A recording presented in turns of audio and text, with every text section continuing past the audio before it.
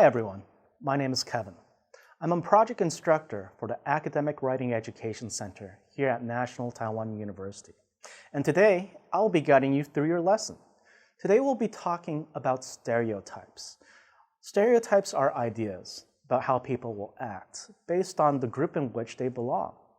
In other words, assumptions or beliefs that people will have about others, based on things such as their race, social class, or even appearance. Gender stereotypes are assumptions that a person might have about males or females. Many children grow up identifying certain characteristics as belonging to boys or girls. Despite the many roles men and women play in today's world, some people still judge others based on how they think men and women should act. This brings me to the purpose of today's lesson.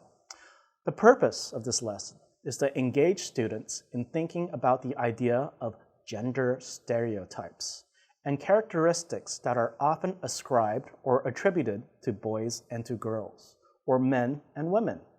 In this lesson, students will discuss their viewpoints on the consequences of gender stereotypes and how people should work against socially defined gender norms. So, let's begin.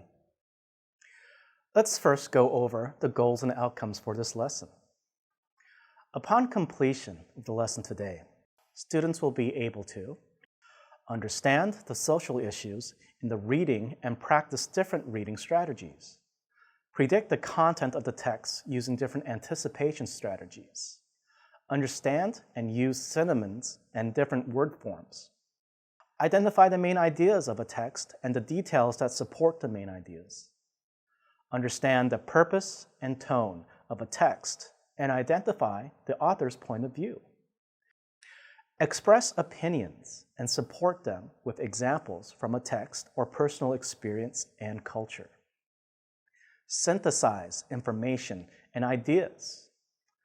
We've got quite a bit to accomplish today, but I know if we put our heart and mind into it, we can do it. Before we begin today's reading, let's do a pre-reading or warm-up activity. So this is what's going to happen. I will show you a statement, and I want you to indicate whether you agree or disagree with it. So, with each statement, think about it for a second and decide whether you agree or disagree with the statement. Let's begin. Men are better drivers than women. What do you think? Do you believe that men are better drivers than women? Women are more emotional than men. While we all have emotions, do you believe that women are prone or more likely to be even more emotional than men? Men are more career-driven than women. Do men reach higher level positions because they are more driven than their female counterparts? Nursing is a profession best suited to women. Do you believe that it's weird for a man to want to be a nurse, or do you feel that nursing is a job that should be carried out primarily by women? Boys don't take things seriously. In other words, do boys play around more and maybe care about things less? Computer science is a boys' subject. Do you believe that subjects such as computer science are more appropriate for men than for women? So, did you agree with any of these statements? If yes, then you may have stereotypes towards socially defined gender roles. So what is a gender stereotype? Gender stereotypes are assumptions about what people should do or how they should act or talk based on their gender roles. From an early age, we have a clear idea of gender roles, which influence preferences, behaviors, and choices. We often conform to these expectations and identify with them. These ideas come from all sorts of sources, our families, the media, and what we see in the world. Gender stereotypes are reinforced through unconscious bias, which affects our judgment, leading to bad decisions or discrimination against people. Now that you've agreed or disagreed with these statements, can you think of any real-life examples that support or challenge these beliefs? Has anyone ever treated you differently because they assumed these statements are true? Take a moment to think about this. I'm sure that if we really think about it, you can probably think of times when you were treated differently based on your appearance, beliefs, or even gender. For example, I grew up in the US, and I didn't understand when I was a child why everyone thought I was really good at math. However, later I realized that many people thought I was good at math just because I was Asian.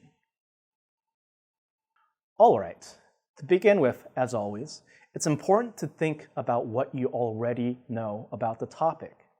Maybe this is a topic you're already very interested in and have read a lot about. Or maybe it's the very first time you've even thought of this topic. In any case, chances are you already know something about this topic. Let's practice our anticipation skills. Take a close look at the title of our first reading piece, as well as the quote below the title. I want you to take a minute and think of what you already know about the topic and what you think this reading will discuss. The title of our reading is Worth Less: Why Men and Women Devalue Career-Oriented Careers. The quote below states, if we're going to get real equality between men and women, we have to focus less on women and more on elevating the value of care. Take a minute and write down what you already know, and 2, what you think this article will discuss. You have 1 minute.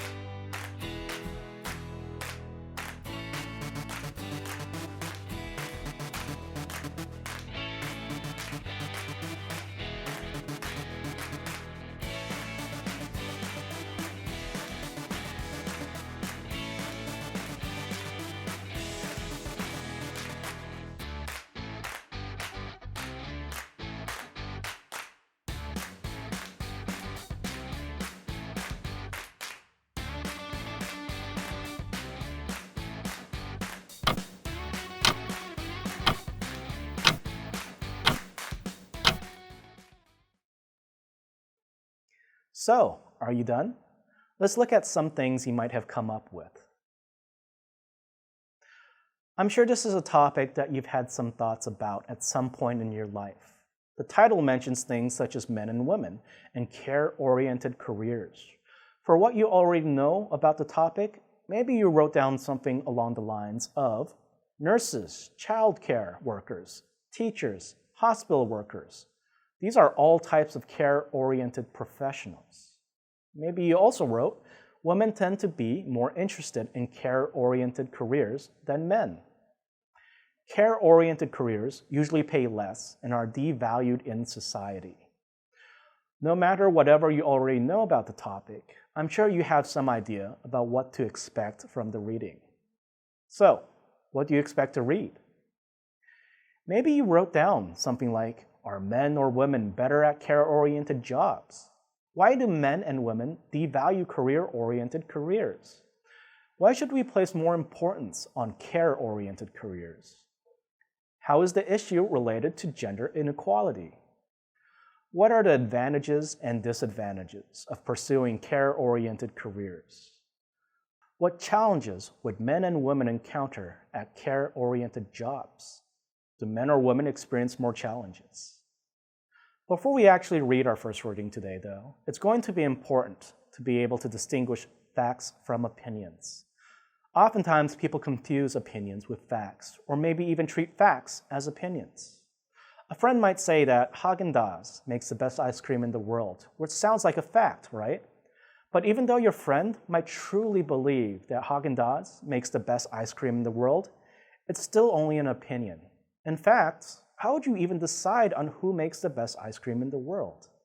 Anyways, let's move on to distinguishing facts and opinions. Let me give you a moment to read through these items and decide on whether they are a fact or an opinion. You have 1 minute.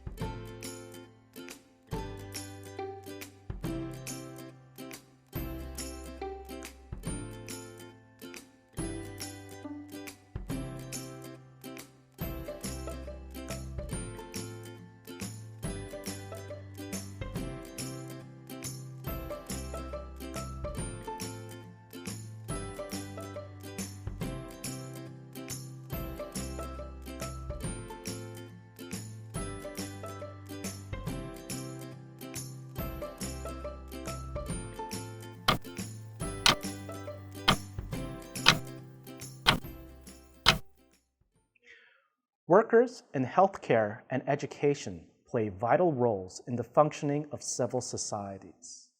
What do you think, fact or opinion? This would actually be a fact. Imagine if there were no workers in healthcare and education. That would be like the beginning of a horror movie, don't you think? This statement is a commonly accepted fact that is indisputable. Let's move on to the second statement.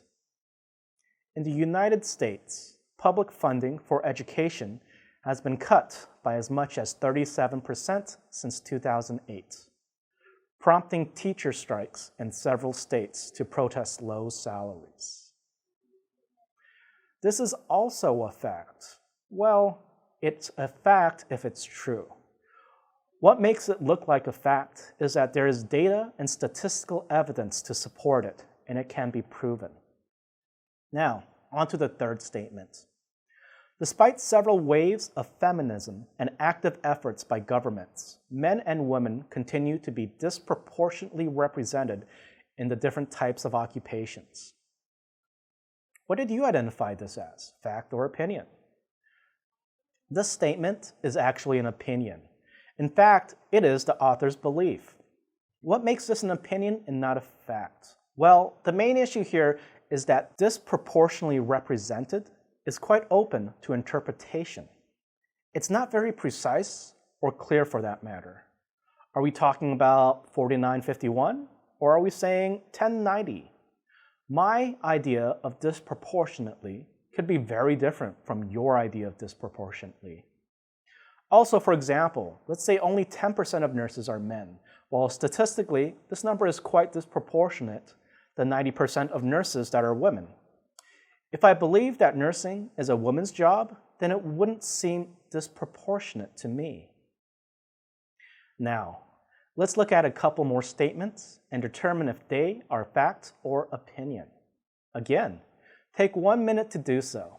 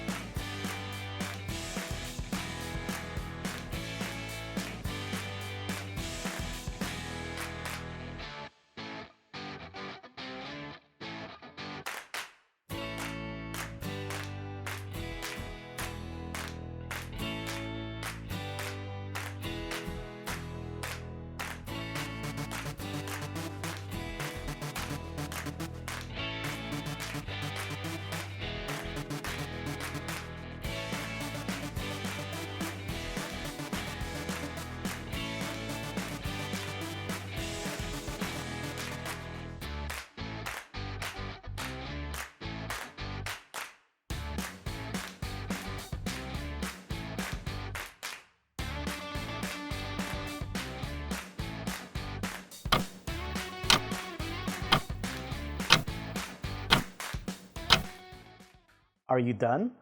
Let's begin with the first statement. Whereas an active literature seeks to understand and rectify this underrepresentation of women in STEM, much less attention has been paid to the equally sizable gender imbalance in communally oriented career. What do you think? Fact or opinion? In fact, this is an opinion, and not just any opinion, but the author's own opinion. What makes this an opinion is that it is not concrete. In other words, this is a statement that could be debated.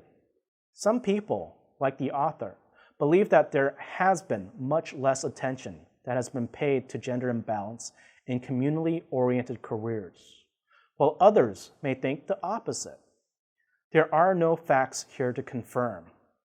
Of course, if the statement was something like, a majority of studies have found that there has been much less attention that has been paid to gender imbalance in communally oriented careers, then it would be a fact because it's something that can be proven. The key word here, much less attention, since people may interpret this differently. On to the next statement.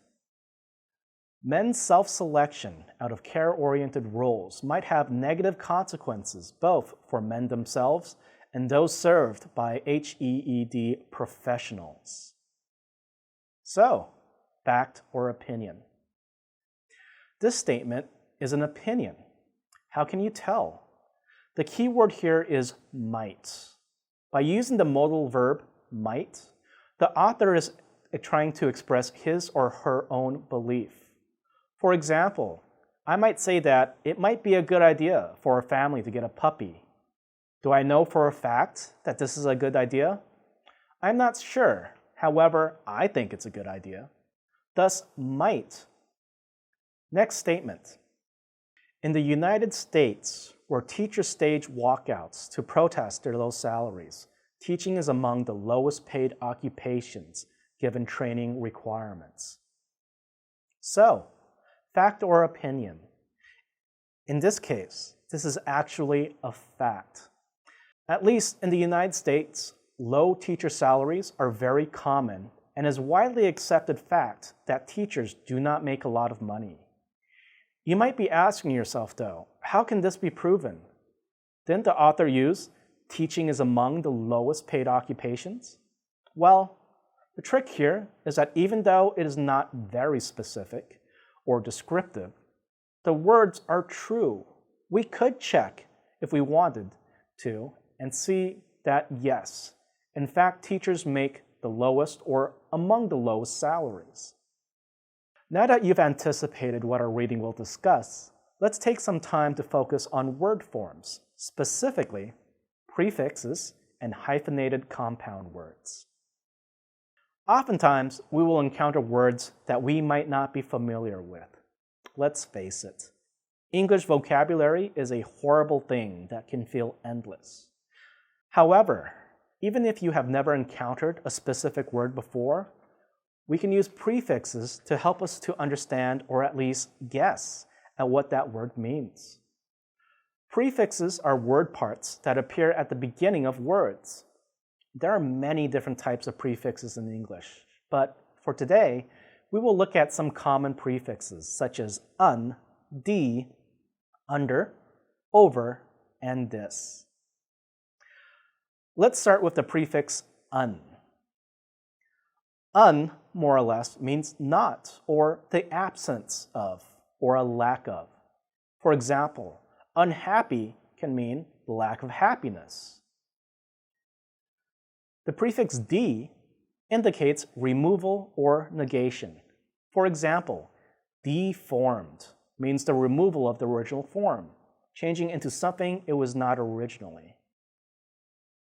The prefix under is used to convey the meaning of too little or lower in status. So, for example, undergraduate versus graduate student, or underperform, meaning the performance is lower than the performance of others. Under is tricky though, because not all under is a prefix. For example, understand. Understand does not mean not standing enough or standing too little, so watch out. The prefix over is used to mean excessively or in a high position. For example, overachiever. Overachiever means to achieve in an excessive way. The prefix dis is used to express negation, absence of an action, or removal. For example, disprove. One meaning of disprove is to negate something that was proven before. This might seem like a lot to remember, but we encounter these kinds of prefixes all the time. Look hard enough in any piece of writing and they will be there.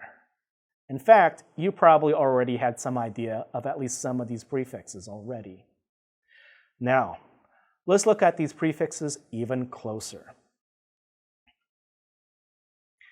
Here are two words that use the de prefix. In the context of our reading, the word devalue is used to convey the idea of making a position or a role less valuable. For example, those men and women who do choose healthcare, early education, and domestic roles are often devalued. What this means is that men and women who choose these roles are not valued for their contribution or not valued enough. Their contribution or work is made to seem less valuable than it actually is. Our next word from the reading, devaluation, refers to the action of devaluing. Many HEED professionals feel this broader devaluation. What's happening here is the article also uses the noun form of devalue. So, in other words, we can interpret this sentence as saying many professionals feel that people like them are being devalued. Let's move on. Our first word here is undervalue. The meaning of the word in the article means to treat as having less value than its real work. Care-oriented jobs have been undervalued, becoming one of the lowest paid occupations. What this statement is saying is that these jobs have been made to seem less valuable, less important, or less appreciated, which is why in the United States, these types of occupations make the least amount of money. Next is underrepresented. In our first reading, underrepresented refers to not being adequately represented or constituting a smaller percentage of population within the group. To date, women remain underrepresented in science, technology, engineering, and math, or STEM fields, where they make up only 9 to 16% of engineers and 21% of computer programmers. So, what underrepresented means is that while in the world as a whole, the ratio of men to women is around 50-50. When we look at all STEM fields, only 9 to 16% of all the people in these fields are women. Thus, women are underrepresented in STEM fields. Overrepresented is kind of the opposite of underrepresented. Overrepresented means being representative excessively or in too large a number. Women are overrepresented in the low-paying, care-oriented careers, thus being perceived as worth less money than the male-dominated STEM courses. So, while there was an underrepresentation of women in STEM fields, there is an overrepresentation of women in care-oriented careers. Next is unpleasant. Unpleasant means not enjoyable, or in the context, causing a worrying or problematic solution. Try for a moment to imagine a world without teachers and nurses. Not only is this difficult to do, but it also paints an unpleasant picture. So, in other words, a world without teachers and nurses would be one that would not be very good to be in, or in other words, not pleasant. Disinterest. Disinterest means a lack of interest. It is believed that men's disinterest in care-oriented careers may be due to societal perception of most care-oriented professions as less valued and lower in pay. So, disinterest is a lack of interest. How are you doing? Are you hanging in there? That was quite a bit of vocabulary, but don't worry, we are almost done. Our next type of words are words that are hyphenated compound words, or words that are connected together with a hyphen. In our first reading, the author uses a lot of hyphenated compound words, in which two or more words, such as nouns, adjectives, or verbs, are joined together by a hyphen to express a unit of combined ideas. The purpose of using hyphens in compound words is to avoid ambiguity or confusion. In some cases, words with and without hyphens may have different meanings. There are different forms of hyphenated compound words. For example, compound adjectives can be made up of the following forms. A compound adjective could be a noun plus adjective, such as sugar-free, world-famous, or sky-high. It could also be a noun plus participle, such as decision-making, family-owned, care-oriented, male-dominated. Noun plus participle. It could also be adjective plus participle, such as long-lasting, narrow-minded, well-being, and low-paying. Compound adjectives can also be adverb plus adjective, such as well-educated, widely recognized, densely populated. Now, let's move on to compound nouns. Compound nouns, like compound adjectives, consist of two or more components. However, in this case, component nouns. Compound nouns can be formed in the following ways. Noun plus verb, such as president-elect, teacher strikes. Compound nouns can also be adverb plus noun, such as long distance, off campus, and well-being. Compound nouns can also be noun plus noun, such as bulletproof, scholar official, self-selection, status value.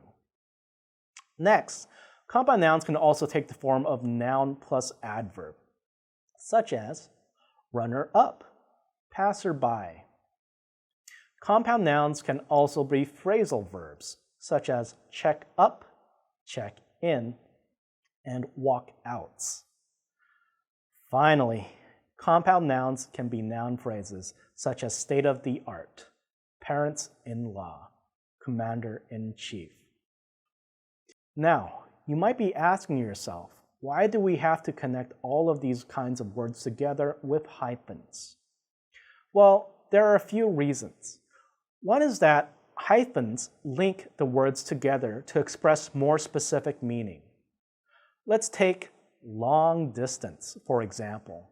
You've probably heard of long-distance relationships. In this case, we are talking about a specific type of relationship. Now, if we said the same thing without a hyphen, we are just describing a relationship as being of long in distance. The meanings are close, but they are not the same. Maybe a better example would be with check up with a hyphen. With the hyphen check up, a checkup is a visit to the doctor. Without the hyphen, it could mean to look up and inquire on someone, such as, I went to check up on my neighbor's dog. In this case, you can see a much bigger difference in meaning. Another reason for hyphenated words is that they have been so closely linked and used so often, they become standard.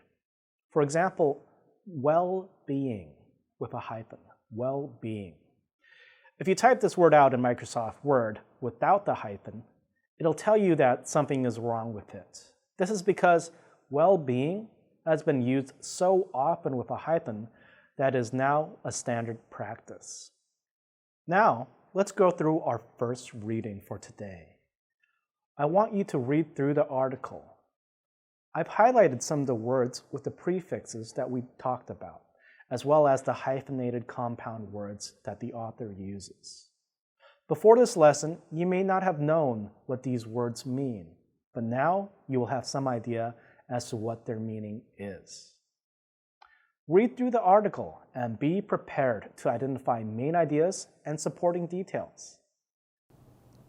Worthless: why men and women devalue care-oriented careers.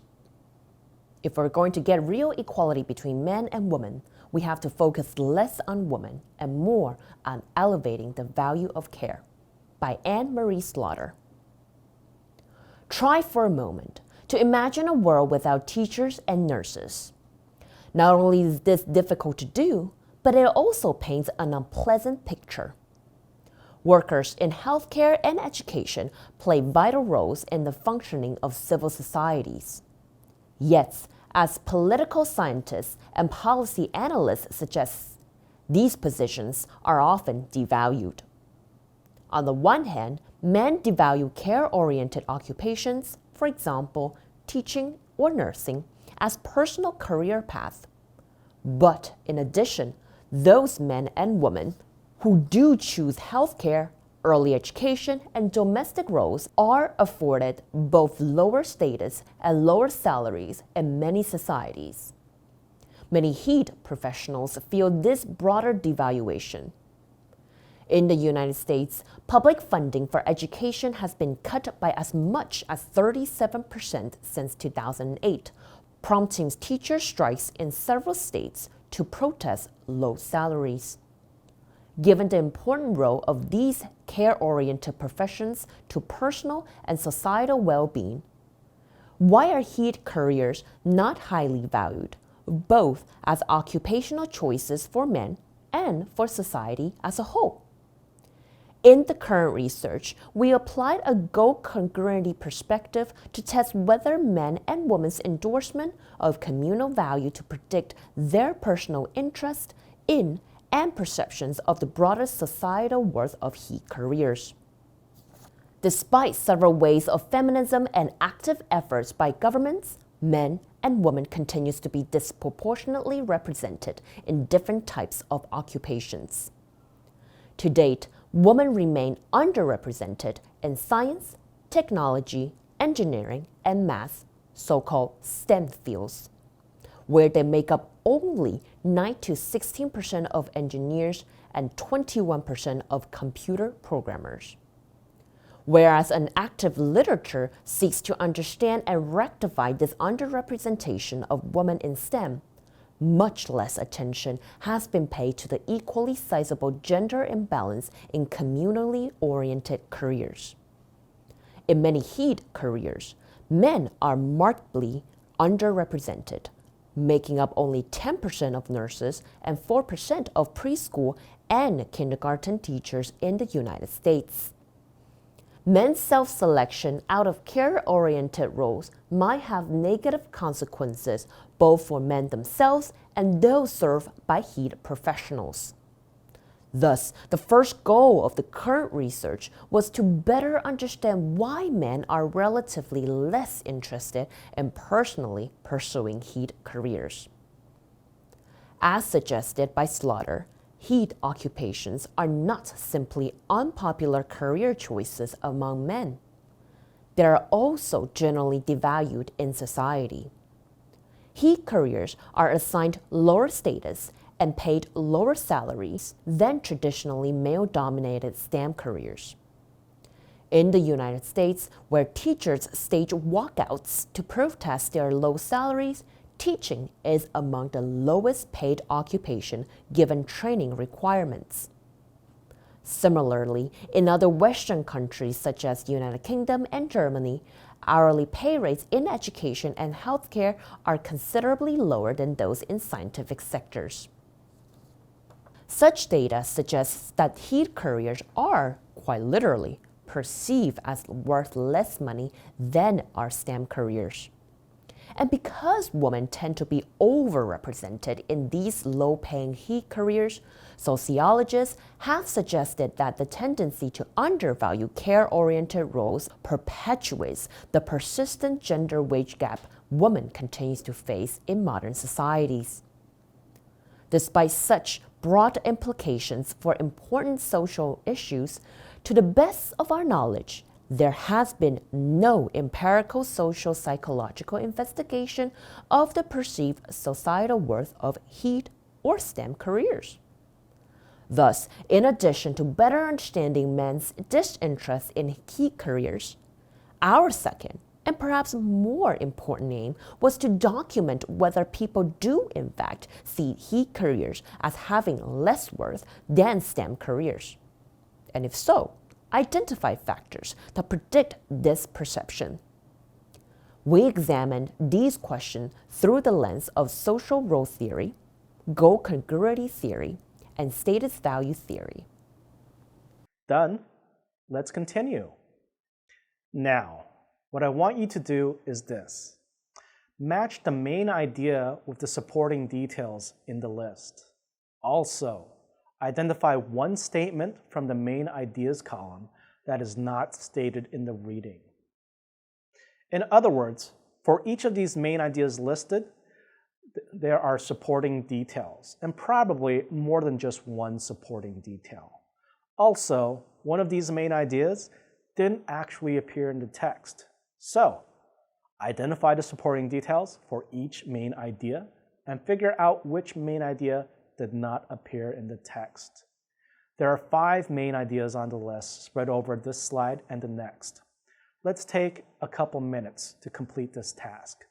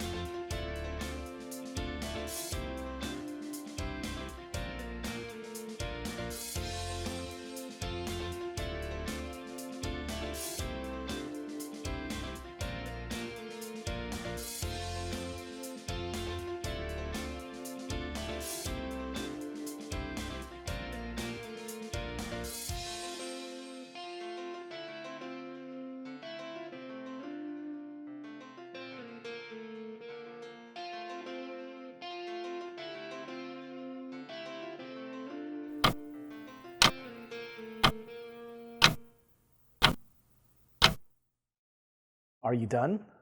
Let's start off by identifying the main idea that did not appear in the text. If you identified B, both men and women support bridging the gender gap in STEM jobs more than HED jobs, then you are correct. This idea is not stated in the reading. It could possibly be presented in the later part of the reading, where the author discusses the research findings, but was not in the reading you just did. Now, let's see how you did with matching the supporting details to the main ideas.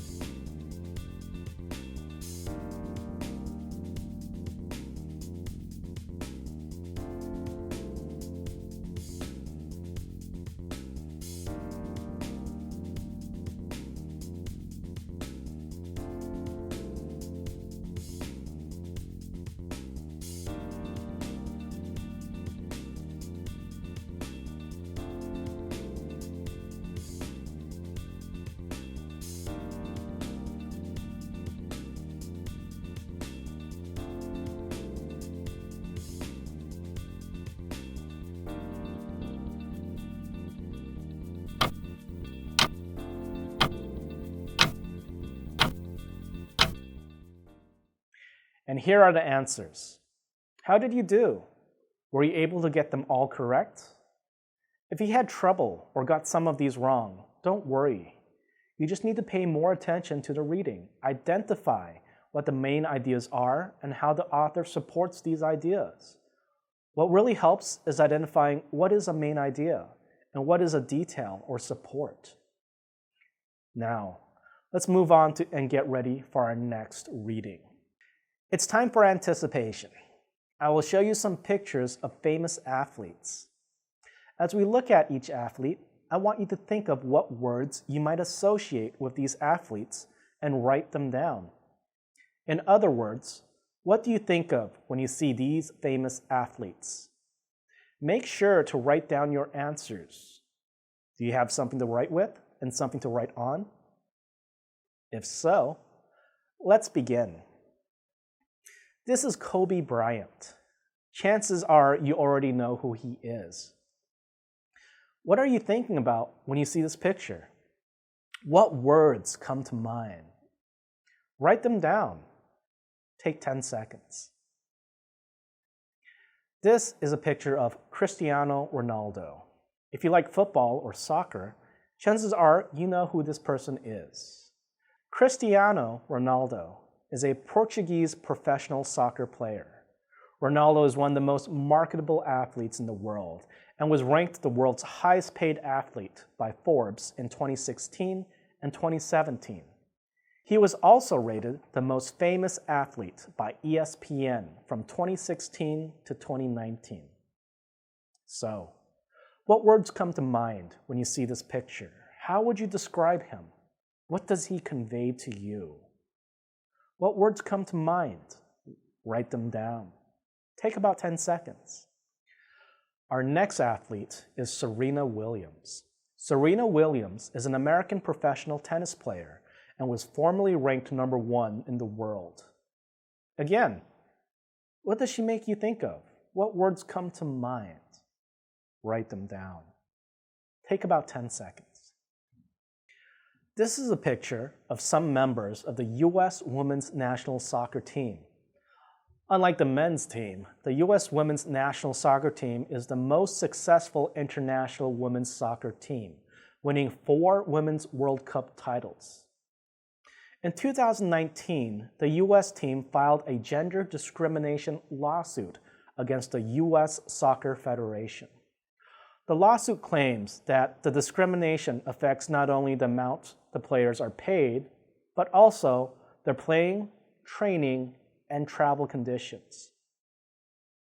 So, what does this picture make you think of? What words come to mind? Write them down. Take about 10 seconds. Done? Let's move on. Now that you have a list of words describing each athlete, take a look at what you wrote down. Decide if the words you wrote down are positive or negative when applied to male and female athletes. In other words, is the word a good thing or a bad thing? Also, is it good or is it bad when applied to a different gender? Do you have more positive associations with male athletes than female athletes who look big and strong? Did you notice any stereotypes about male and female athletes in these word associations? If so, how do you know they are stereotypes? What problems do you think these stereotypes might be causing? Why don't you take 2 minutes to look over your list of words and answer these questions? Now, time for some more vocabulary tricks. Earlier, we talked about how prefixes can help us guess at the meaning of words we might not know, and how hyphenated compound words are made. Now, let's use the idea of synonyms and antonyms to identify the meaning of words. Readers can use context clues to identify synonyms or antonyms within a text. Synonyms are words that have similar or very similar meanings, while antonyms are the opposite. They are words that have the opposite meaning. This strategy will help readers figure out the meaning of unknown words in a reading, as well as to ensure a better understanding of the passage. For this activity, I want you to read each sentence and match the bolded word to its synonym from the list. I have listed the sentence number for each of these sentences. If you want, you can look ahead at the reading and try to find clues in the sentences around each one. In fact, I highly recommend this. Are you ready? Look at the bolded word for each of the sentences and try to find the synonym or definition for the word. You'll have to get clues from the text, so go ahead and look through our second text and locate each of these sentences. Then, read through the sentences around them and see if you can find any clues to help you. Let's take a couple minutes to do so. Ready? Let's do it.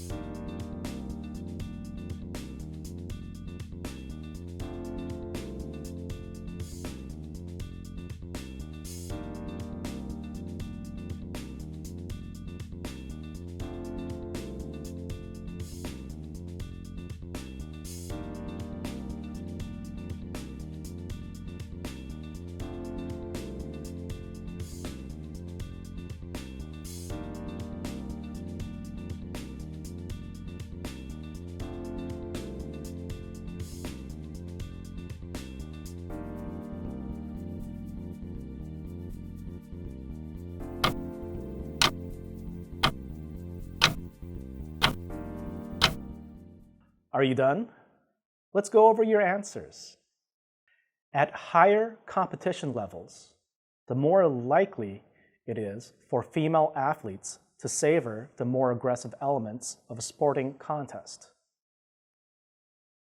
What was your answer? Hopefully you answered E, enjoy. So how can you tell the answer is E? Well, if we look at the reading, after this sentence, the author points out a research finding suggesting that female athletes with non-traditional family rearing and greater engagement with more masculine interests have a greater desire to succeed in the more aggressive sports. From this, we can guess that the meaning of savor is to enjoy and appreciate. Let's move on. They found that long-term combat produced a fascination and enthusiasm for direct confrontation, which can override self-control and inhibition. What was your answer? What does override mean? Hopefully, you answered B, prevail over. Following from the previous passage, the current passage shows the contrast or the opposing behavior between direct confrontation and self-control and inhibition. In the following passage, this desire to beat an opponent where victory becomes paramount reveals that the result of the desire is to beat an opponent or prevail over self-control and inhibition. The desire to beat an opponent, whether that be in military combat or on the playing field, is similar and can lead to a single-minded approach where victory is paramount. What was your answer? If you answered F, principle, then you are correct. Paramount here means with greatest importance. Rather than focusing solely on the player's appetite for success, we also examined how their upbringing and exposure to stereotypes influenced this feeling. What was your answer? If you answered A, childhood, then you would be correct. In the sentence right after this, the author talks about how a child is raised both in and out of the home. Non-traditional socialization can yield non-traditional outcomes. What was your answer? Did you answer D, the process of learning to behave in a way that is acceptable in a society? If so, correct. In the sentence before this, the author writes about how athletes view themselves and experience the world around them. That's the hint. Further research will serve to reduce stigma and raise more awareness to the challenge facing female athletes around the world. What was your answer?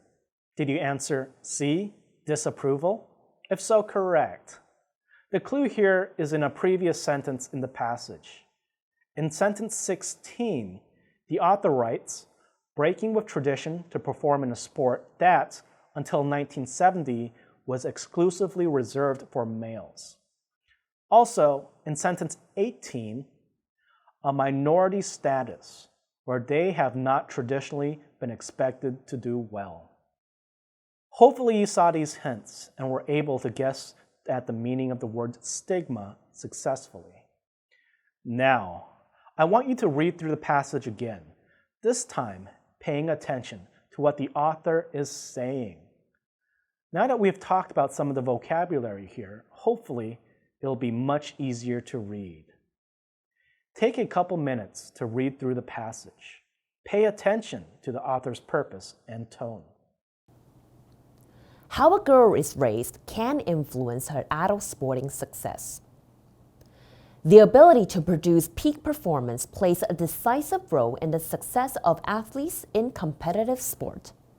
A desire to be the best is one of the most important traits in a top athlete. But where does this desire come from?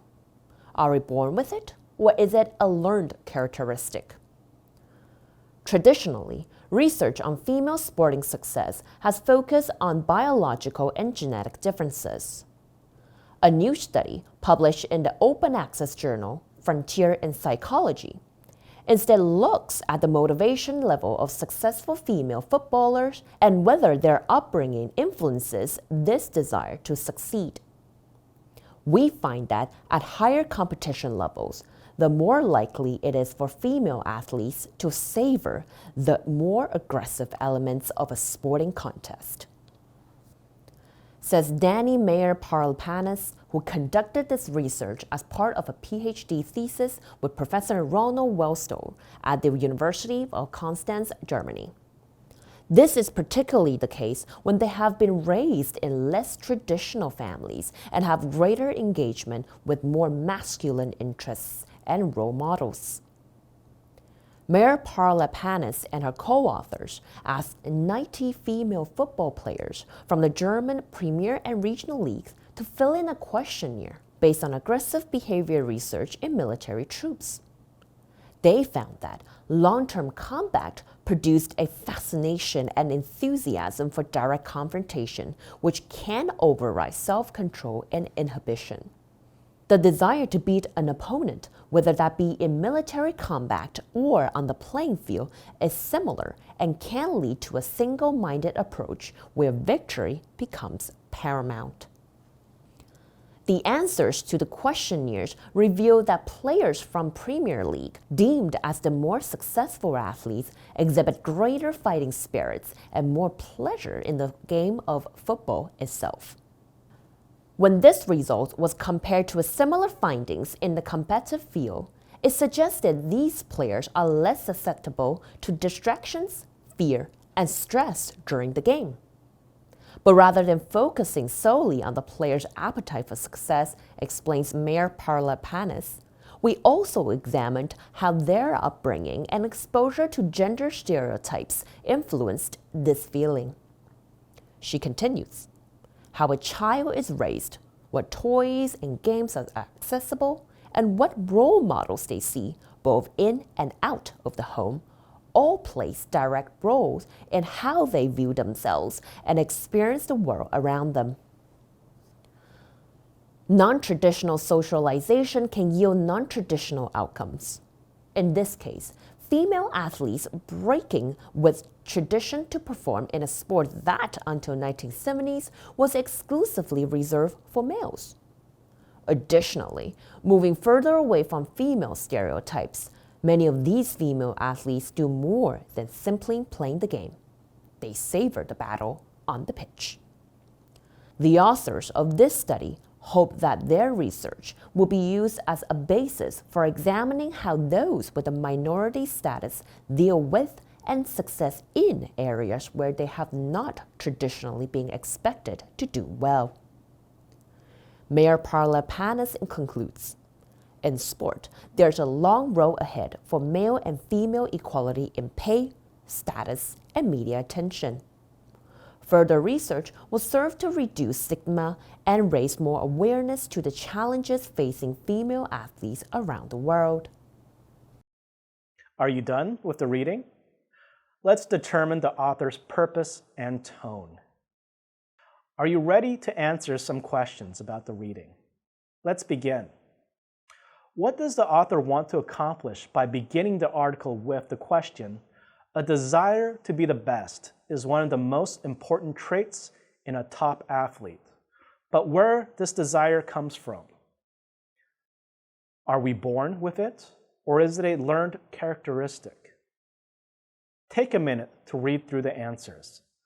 Select the answer you feel is correct. If you selected B, then you are correct. The purpose for starting the reading with this question was that the author wanted to draw your attention to this issue. Moving on. What is the author's purpose for providing Mayer-Parlapanis' questionnaire results on the German Female Football League players? Read through the possible answers and select what you think is the correct purpose. You have 1 minute. If you selected B, to explain how the desire of female athletes to succeed in sports is influenced by their upbringings and exposure to social norms, then you are correct. Moving on. What's the author's purpose for writing this article? Read through the answers and select the one that you think is correct. Again, you have 1 minute. If you selected C, the author wants to inform the reader that family upbringings and social norms affect female athletes' desire for success, then you are correct. Congratulations! You have finished both of your readings for this class session. How does it feel? Was it easy, difficult, interesting, boring? Did you learn anything? Hopefully, you've learned some strategies for anticipating what a text will be about, and a few strategies to use to identify vocabulary you might not be familiar with. Now, for your extension activity. After you finish the readings 1 and 2, write down your response to the following questions and be prepared to discuss them in the next class meeting. Think of 3 gender stereotypes in your own society. What are the arguments used to support those stereotypes? How could you refute those arguments? I won't give you a timer this time, so do this in your own time. But remember, you need to bring your answers to these questions to your next class. If you're interested in reading more about the topic, check out these 2 links. I think you might enjoy them. Now, this brings us to the end of this portion of your class. Today we did quite a few things. First, we used anticipation strategies to think about what we already know about a topic and to make some guesses at what the reading was likely to talk about. Next, we used prefixes to help us determine the meaning of some words. Using prefixes is a really useful strategy for guessing at what a word means. The number of vocabulary words in English is more or less infinite, or at least feels that way. There is no way anyone can remember all the English words. However, with strategies like looking at prefixes, we can guess at what some words might mean. You'll be surprised how accurate and helpful this is. We also looked at hyphenated compound words and how they are formed. What's great about these types of word combinations is that they let you be even more specific and descriptive with your language. You will see them quite often in your readings too. Why not try it out the next time you have to write? Next, we looked at guessing at word meaning through synonyms and antonyms and context clues. When we find a word we don't understand and there is not enough information within the sentence, we can always look before or after the sentence for clues. Again, you'll be quite surprised how often this works. In addition to these reading skills, we've talked and read quite a bit about gender stereotypes. Hopefully our discussions, activities, and readings have helped you to see that gender stereotypes are prevalent or common, yet that doesn't mean they are okay. Thank you for taking the time to go through this lesson with me. I wish you the best in your reading and connecting journey. Thank you.